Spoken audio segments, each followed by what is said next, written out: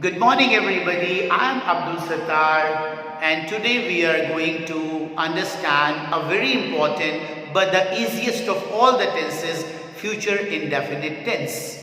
बचपन से ही हमें ये बताया गया है कि इसकी पहचान ये होती है कि सेंटेंस के एंड में अगर गा गी गे आता है तो वो सेंटेंस फ्यूचर इंडेफिनिट है।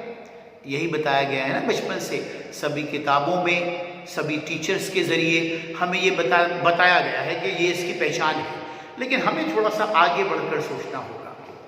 जिन सेंटेंसेस में टुमारो का जिक्र होता है, यानी आने वाले कल का जिक्र होता है, I will come to your house tomorrow, मैं तुम्हारे घर कल आऊंगा, या जिन सेंटेंसेस में नेक्स्ट वीक का जिक्र होता है, she will go to Agra next week, या जिन सेंटेंसेस में आफ्टर अ मंथ का जिक्र होता है, we all will go to school after a month, या फिर 5 years लेटर का जिक्र होता है, she will become a CA after 5 years या 5 years लेटर। तो जिन सेंटेंसेस में फ्यूचर का जिक्र होता है, आने वाले वक्त का जिक्र है, वो सेंटेंसेस फ्यूचर इंडेफिनिट टेंस से बिलोंग करते हैं। एक पहचान इसकी ये भी है।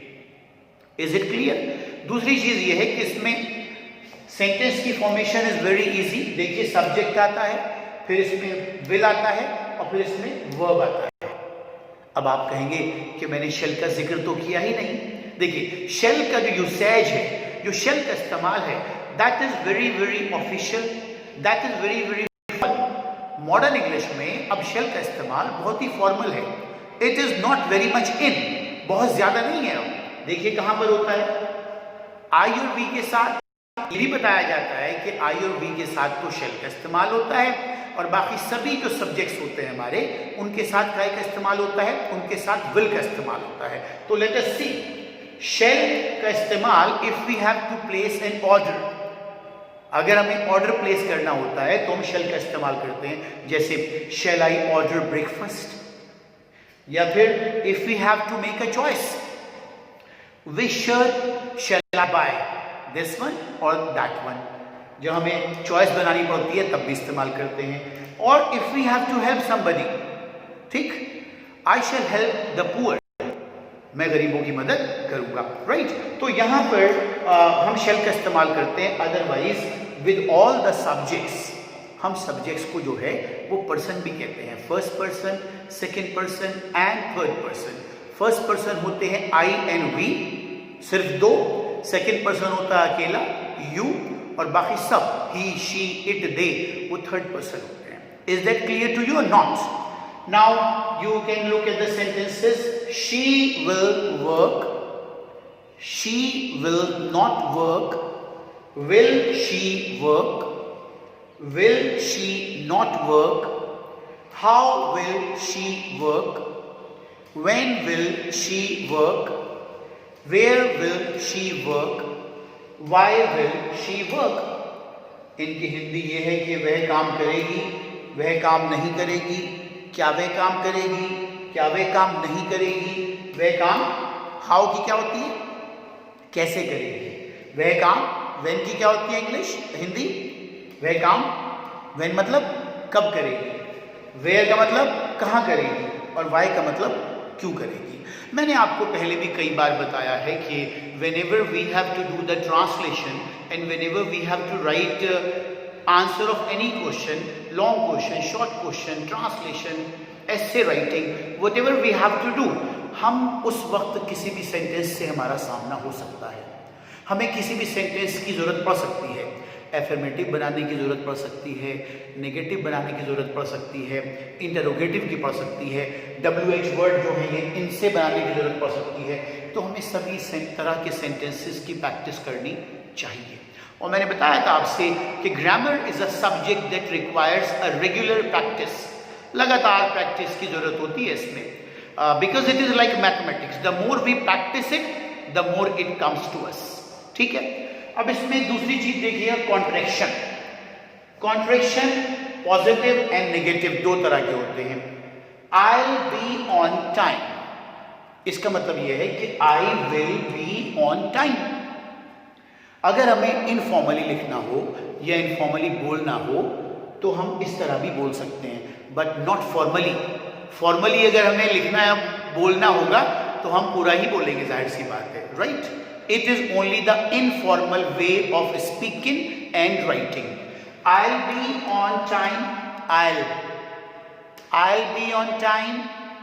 Will be on time. You'll be on time. They'll be on time. She'll be on time. He'll be on time. It'll be on time. Is that clear? Negative देखिएगा आप जरा। नेगेटिव में I won't be late, यहां पर won't है, ये want नहीं है, WANT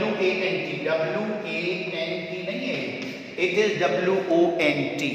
I won't be late, we won't be late, you won't be late, they won't be late, she won't be late, he won't be late, and it won't be late. But remember, these are the informal way of writing. ये formal way नहीं है, लेकिन ये बहुत ज़रूरी है. We must try to understand these also. Understand? अब ज़रा कुछ practice कर लेते हैं sentences की.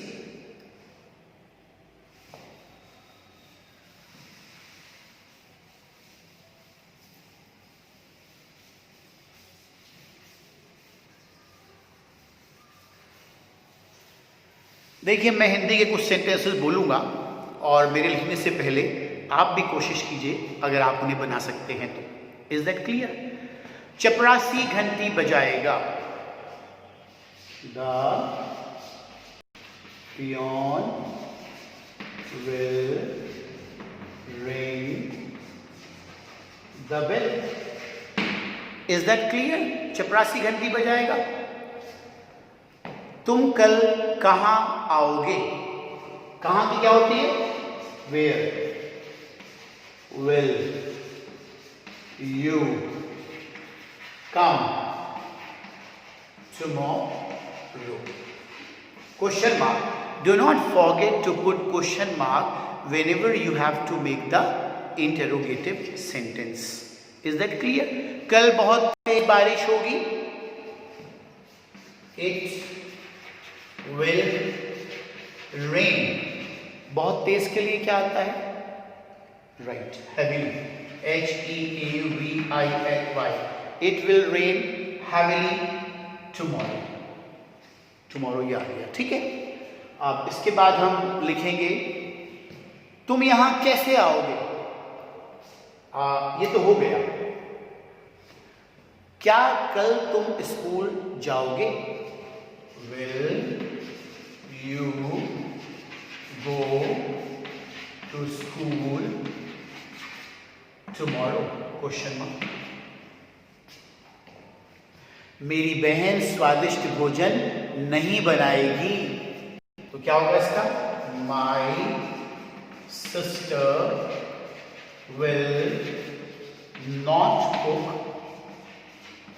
स्वादिष्ट की क्या होती है भाई? मालूम है? Tasty. We have one more word. The delicious. DELICIOUS. Delicious food.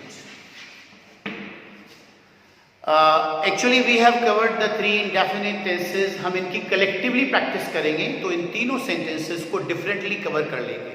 We will try to make the three sentences in one video. तीनों tenses के जो sentences हैं, present indefinite, past indefinite and future indefinite, तीनों को इकट्ठा करने की कोशिश करेंगे. In a nutshell, I have given you the idea what future indefinite tense is all about. Okay, that's all for the day. Bye bye.